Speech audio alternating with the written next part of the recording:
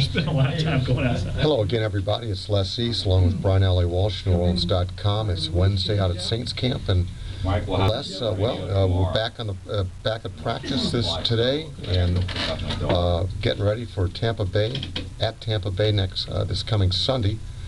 3-1 Buccaneers, maybe the surprise of the NFC, one of the surprises anyway of the NFC, against a Saints team that is struggling to put 6 points on the board.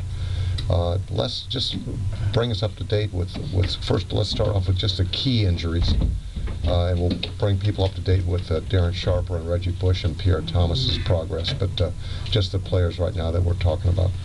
Well, I guess a couple of players who sat out today that had returned were Randall Gay, the cornerback. He had some headaches this morning, so they decided to hold him out, being cautious because he had those concussion symptoms a couple of weeks ago. And then Roman Harper, who had the hamstring issue and did play on Sunday, he was held out today as well. We'll know more about them later in the week. We don't think either one is serious, but at this point they were held out of practice today. Will Smith, who missed last week's game with the groin strain, was limited today. There's a total of about 20 people on the injury list. You can see the entire list on the website later, but I suppose those were the more newsy items with those three guys. Yeah, and it certainly ties in with them signing Matt Giordano, the safety most recently of the Dallas Cowboys, to the 53-man roster, and that certainly is an insurance policy, I think, for the Roman Harper injury, and I think also to get ready for perhaps the return, long-awaited return of Darren Sharper off the PUP. Yeah, and also Sean Payton said Giordano is a guy who can help on special teams where they've sustained some injuries and had some breakdowns on Sunday in the absence of Chris Reese. But yeah, Darren Sharper is eligible to be activated on Monday. In fact, Monday is really a deadline. They have to decide whether they're going to activate him or put him on injured reserve. We're expecting that he'll be back. No. Let me clarify that. The way the rule reads is you can come back off of that PUP as early as Monday, but there's a 3-week window in which you can practice with the team and still not count against the roster. And in that 3-week period, at any point, they can, as you alluded to, they can either activate you on the 53-man, they can waive you outright, or they can place you in IR. And at the end of that, the 3-week period, they have to make that one of those decisions. So there are some options, both for him and Clint Ingram, by the way, right. Kind of the forgotten man in all of this, you know. And that's where Giordano gives them a little flexibility. If Darren were not to be activated next week, that gives them a little depth there. Right. In case of that, we'll, I guess, find out on Monday whether or not he's ready to go at the beginning of that window of opportunity.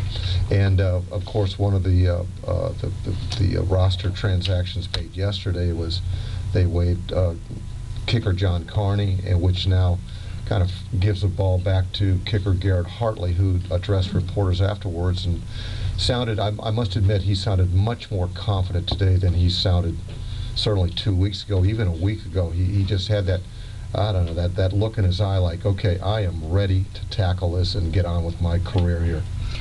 Well, we'll find out. There'll be a lot of eyes on him on Sunday in Tampa because he has struggled this year, perhaps, taking a couple of weeks off, getting some guidance from John Carney, who was here to coach him as much as to kick. Perhaps that's solved some of the problems, but until he goes out there and makes some kicks consistently, there are going to be a lot of question marks about him.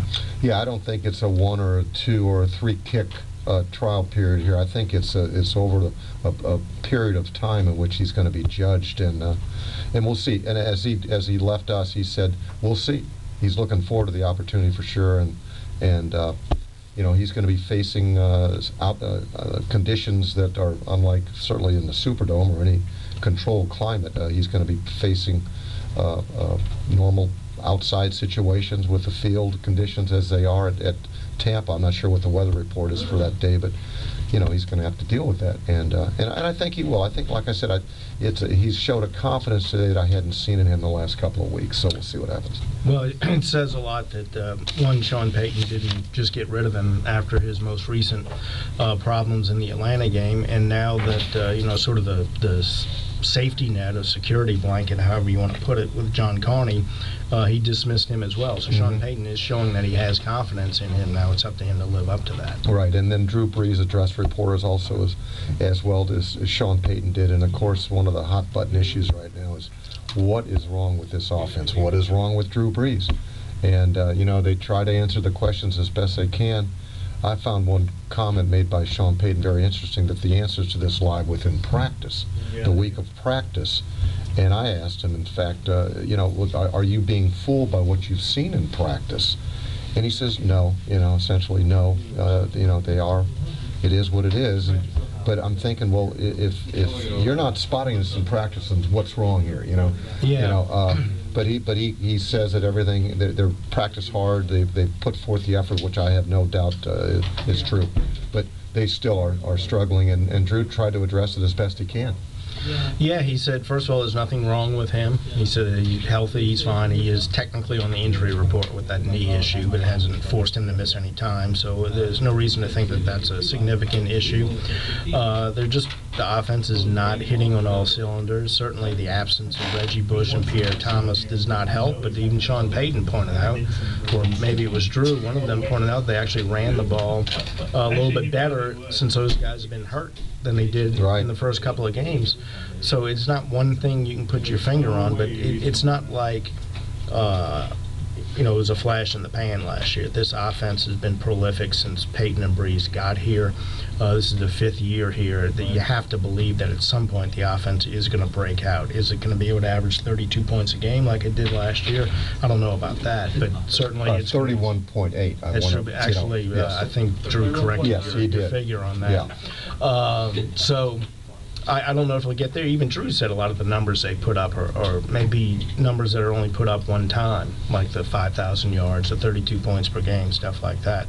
But where they're at now isn't likely to be where they're at the end of the season. We're going to see this offense come around and improve, but whether we see it do as well as it did last year, I don't know about that. Yeah, and then in closing, if you do have a suggestion for Drew Brees' second child, please forward it to Les East.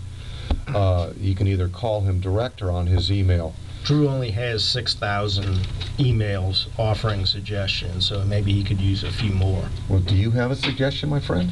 I was thinking Brian Brees. Brian Allee Baba? Brian Allee Baba Brees. That may be a bit much, a mouthful, but I'm sure that Drew and Brittany are taking that Brian Allee into account. I agree. So, for Les East, Brian Allee-Walsh, please stay tuned and glued to our website through the remainder of the day and into tomorrow. And aloha, everyone.